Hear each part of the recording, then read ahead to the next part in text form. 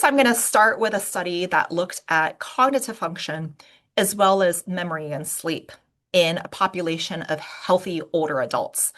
This is actually a study that Blue California supported and collaborated with researchers at the National Science Agency of Australia, which is called CSIRO. And recruitment also took place at CSIRO Australia, meaning the patient population are Australians. This study examined older subjects aged 55 to 79 years of age who are healthy, but they complained about having subjective memory loss. We had three study arms, placebo and two ergothioneine groups. One group received a dose of 10 milligrams per day, and another group received 25 milligrams a day dose, taken daily for 16 weeks. So approximately for 4 months. I'm first going to show you the plasma ergothioneine levels of these subjects after supplementation. Similar to what we saw in the previous study in the younger adults when they supplemented for 1 week, we see here that 10 milligrams and 25 milligram dose substantially increase plasma ergothioneine levels at the 4-week mark and even more substantially at the 16-week mark. So the key point here is that ergothioneine doesn't behave like other water-soluble compounds that peak out and then they wash out quickly. They have a very short half-life. We see a consistent pattern here that there is ongoing accumulation and sustained elevation in the plasma over weeks of time. Now, what happens? So, supplementation increases blood ergothioneine levels. What happens in these subjects? We found in this study that a higher dose of 25 milligrams a day of ergothioneine was able to improve composite memory. So it's an objective measure at 4 weeks based on standardized testing from the CNS VS battery of testing.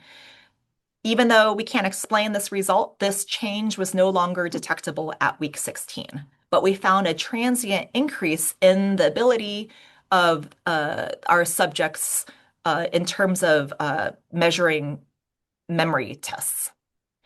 We also analyzed subjective memory and subjective sleep quality. For subjective memory, we actually see that placebo group, shown in the gray bar, had worsened perspective memory over time, which was very interesting. With the ergothioneine group, there was a dose-dependent ability to improve memory with the 25 milligram group, seeming to fully improve this worsening effect that you could see compared to the placebo group. Now, I want to point out that subjective memory measured two different domains. One is perspective memory, and one is retrospective memory. So perspective memory is the ability to do something, remembering to do something in the future. Like I'm remembering to take my medication later, versus retrospective memory is recalling past information or events. Like I remember to take my medication yesterday. I remembered what I ate yesterday. So in our study, we see a difference in perspective memory, which is remembering to do something in the future. For subjective sleep quality, that's the graph on the bottom. I now have like 3 different graphs on here.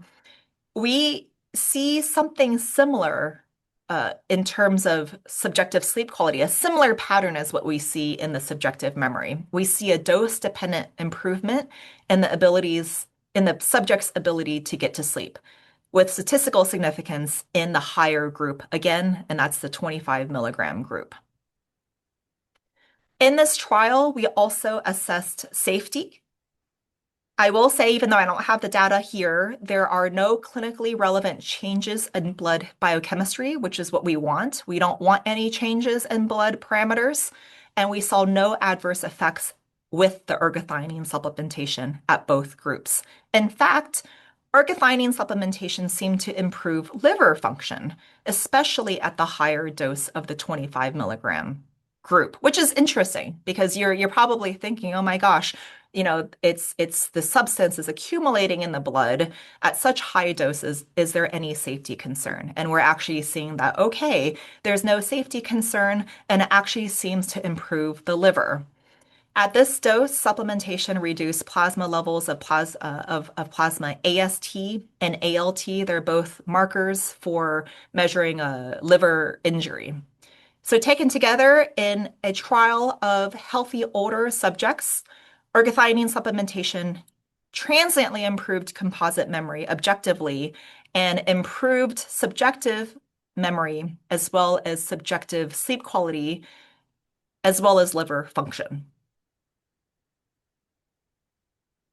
There was a second clinical trial that looked at cognitive function that took place around the same time as our study. I will note that both of our trials are completely independent of each other. This particular research group was from Singapore, and they studied a cohort of Singaporean Chinese. But both our research trials happened during COVID, which extended the timeline and just difficulties of managing a trial, and certain variabilities that we see in our research studies potentially can arise from the complications of the patients having to go into the clinic during the COVID era. So this particular study looked at a smaller pilot study of only 8 to 11 subjects split between two groups, 8 to 11 subjects per group, and they saw two groups, placebo versus the ergothioneine supplemented group. The subjects were older adults, ages 62 to 70 years of age, with mild cognitive impairment. So they were not considered healthy, but they're kind of in between stages of healthy and developing worsening cognitive decline. These subjects took ergothioneine at a dose of 25 milligrams, but not daily. They were given 25 milligrams 3 times a week for a year. So this is the longest interventional trial to date on ergothioneine. What the study found was that ergothioneine group displayed an improvement in learning ability on a standard memory test, shown as in the RAVLT domain at the end of the study. The blue line is the ergothioneine group, whereas the red line is the placebo group. There was statistical significance compared to baseline, shown on the graph, but also there is statistical significance compared to placebo group that's not quite illustrated on the graph, but in the text. It was also interesting to see that the placebo group, over the course of this 1 year study, showed an increase in plasma NFL. So that's on the right-hand side of the graph. NFL stands for neurofilament light chain, and that's a marker to indicate a neuron injury that is seen with neurodegeneration. So remarkably, the ergothioneine group, you could see the blue line is completely stable. It's able to fully prevent this increase of NFL in which the placebo group saw over this 1 year time course. So combining this study, which looked at a slightly unhealthy group, and our previous study, which looked at a healthy population, these two initial clinical trials really give encouraging support that increasing ergothioneine intake in your diet can improve cognitive functions. Now, the next two clinical trials I'm going to review focuses more on sleep. This particular study was published in 2022, so quite a number of years older than these two cognitive studies. And they studied generally healthy middle-aged adults, 51 to 55 years of age, who either reported higher anxiety or sleep complaints, but otherwise healthy, and they're not diagnosed with any type of sleep or anxiety disorders. There were two groups, 46 people per group, placebo or ergothioneine group, and they took 20 milligrams of ergothioneine for 4 weeks. Of the subjective measures they analyzed, they looked at sleep quality and they looked at anxiety. I will say, if you probably can't see this really well, but if you zoom in, there were almost all the measures had placebo effects, which is something you're like, no, you don't want this in a clinical trial, but it happens.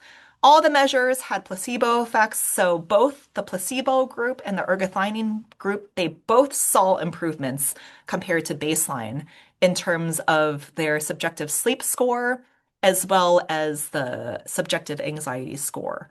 But in terms of there, I boxed in just one parameter that did not show a placebo effect, and that's the sleeping difficulties. The placebo group did not improve, whereas the ergothioneine group did.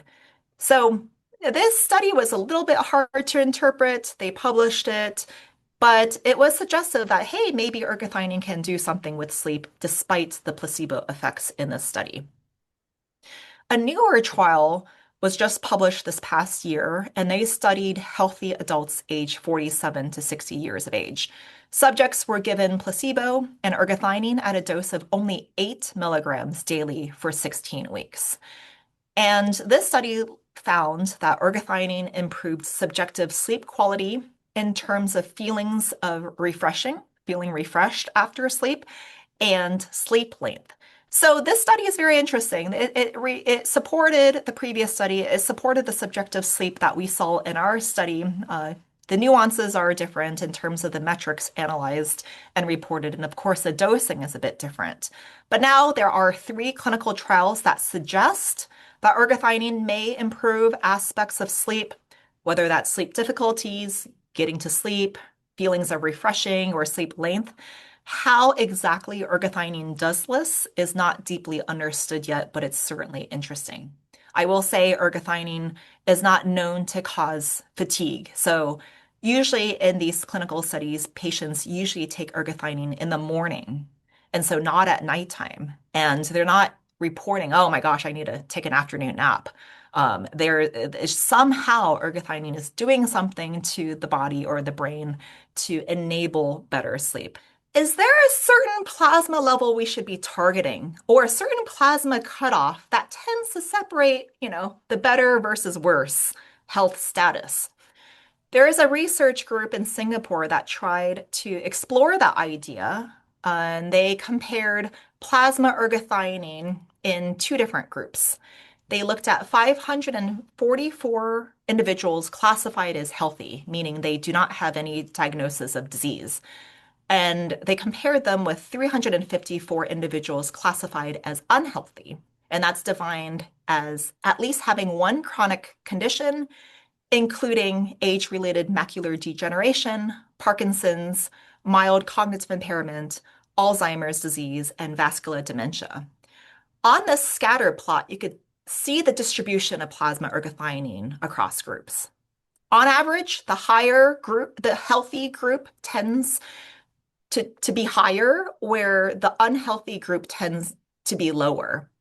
Based on this data set, the authors proposed a theoretical threshold around 900 nanomolar of blood plasma ergothioneine levels. And this suggests that, okay, they suggest that below this level, the person may be more likely to fall in the unhealthy category. Now, it's important to emphasize that this is still association, not causation. But and also you could see a substantial overlap in terms of the data points and could see substantial person-to-person variability. But the overall pattern supports the idea that, okay, plasma ergothioneine level may be a meaningful marker that differentiates between healthier and less healthier populations. The next practical question now is, can supplementation reliably move or change plasma ergothioneine levels upward? And if so, how much, how long does it last, and is there efficacy? Can supplementation improve any health outcomes? So these questions we're going to explore for the rest of this presentation.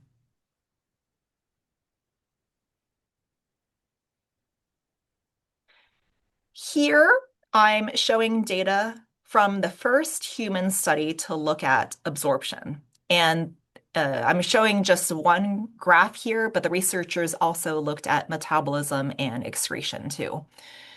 They found that, yes, supplementation raises blood plasma ergothioneine levels pretty well, and ergothioneine is actually retained in blood. So in this study, healthy young male volunteers were supplemented with either 5 milligrams per day or 25 milligrams per day of ergothioneine for 8 weeks. And then they stopped supplementation. The researchers then tracked blood ergothioneine levels during supplementation, And also for weeks onward too, after they have completely stopped supplementation, and then they compare this to the placebo group. Starting with the 25 milligram dose that's shown in the dark gray bars, you could see that plasma ergothioneine levels rise pretty quickly, and it reaches a substantial increase in about a week, nearly tripling what's seen in baseline. At the 5 milligram dose that's shown in the light gray bars, this increase is a bit smaller, but still clear. Plasma levels rise around 60% compared to baseline. And what's really interesting is that when the subjects stopped supplementation, you could see that plasma levels remained elevated for an extended period of time, particularly in the high dose group, which gradually declines, but it still remains elevated above baseline even almost 4 weeks after supplementation. So this is the unique property of ergothioneine. It's a water-soluble amino acid, but even when you stop supplementing, you still have elevated levels in your blood. Let's now talk about dosing. So, if I want to increase my ergothioneine intake, what dose of supplements should I be taking, or how many mushrooms should I be eating? So, the foundational dose, which is generally what's thought, is recommended to be 5 milligrams a day of ergothioneine. And that is approximately equivalent to eating one serving of mushrooms. Of course, you probably remember or know that the table indicated that, depends on the mushroom types, the species. You could get 30 milligrams in oyster mushrooms, and you could get 2 milligrams in a serving of button mushrooms. So this 5 milligrams a day dose is really just a raw, just like a quick and dirty average of all the mushrooms. So you could just basically think, okay, if I eat a serving of just any mushrooms, I'm gonna get about 5 milligrams a day on average. And that is a great dose to boost your plasma ergothioneine levels over time. And that then is associated with reduction of all these different conditions of aging. Clinically studied doses are, as you've seen, now between 8 to 25 milligrams a day, depending on the clinical study. And there's only 4 of them. So the 8 milligrams a day, as you remember, is one of the sleep trials. We looked it up to 25 milligrams a day in our healthy subjects. There is the MCI study that looked at 25 milligrams a day 3 times a week. Those are the clinically studied doses. So it depends on what you want to take. You could take between 5 milligrams up to 25 milligrams a day, and that's all commercially available on the market right now. If you want to get ergothioneine from whole foods, if you just love mushrooms and are thinking about increasing your intake, the recommendation is, you could increase your mushroom intake by just one serving a day. I actually, even though I love mushrooms, I find it rather difficult. So, but even increasing your intake by one serving a week can potentially improve health. I didn't show you in this presentation, but in the review paper, the very first set of tables is looking at all the association studies, to my knowledge, between mushroom consumption and health outcomes. And so these recommendations are derived from the association studies and as well as extrapolation from the clinical studies.